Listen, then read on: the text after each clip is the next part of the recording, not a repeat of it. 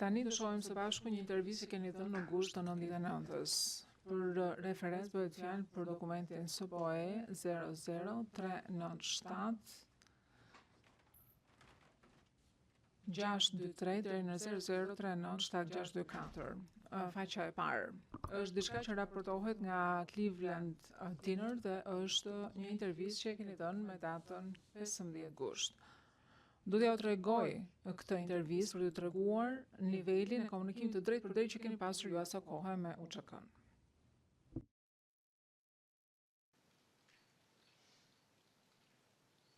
If we can scroll down the page. Shohim pak më poshtë në tekst.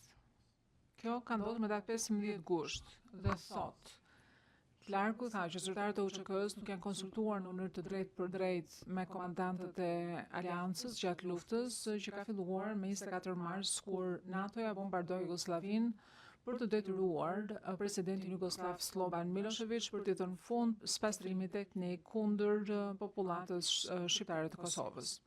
Ne nuk kemi pasur komunikim të drejtë për drejtë me ta, me sa diun, tha Clarku. A është e saktë kjo? Ajo që keni thënë, është e saktë? Përgjigje po e saktë është. Pyetja. Në fakt, ishte e rëndësishme që të mbahej një lloj distance nga UÇK-ja gjatë bombardimeve. Do të thonë, ju nuk doni që të kishit kontakt drejt për drejt me UÇK-n apo jo? Përgjigje jo, kjo nuk është e saktë. Për këtë arsye, unë fola me Thaçi. Në fakt, i kërkova Thaçit që të na ndihmonte.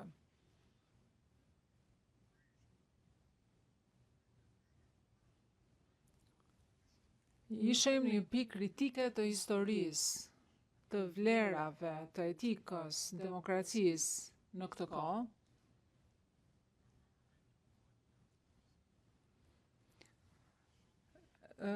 Shpresoj që të mos më ndërpres turpi gjykues. Megjithatë, dua të shpjegoj që një pikë caktuar. Atëherë, të nderuar gjykatës, nëse po flas pak më shumë se ç'duar ose shkoj përtej fushës veprimit të dëshmisë time, më thoni. Por duhet kuptoni që në një pikë kur njerëzit luftojnë kundër shtypjes, në një pikë ata kalojnë nga të qenë terroristë tek të qenë luftëtar lirie. Dhe në një pikë të caktuar, opinioni botror dhe konsensusi botror mbërrin në përfundimin që njerëzit kanë të drejtë që të rezistojnë presionin dhe luftës. Dhe kjo është parashikuar, është shkruar në deklaratën amerikane të pavarësisë dhe është edhe diçka normale, e logjikshme. Dhe diku në këtë spektër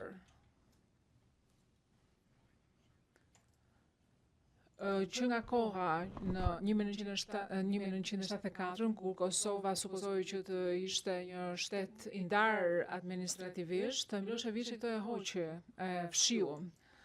Dhe në një pikë caktuar, ca njerëz që quheshin terroristë në mënyrë kolektive u bën çlirimtarët e njerëzve, u bën mbrojtja kolektive e popullit vet.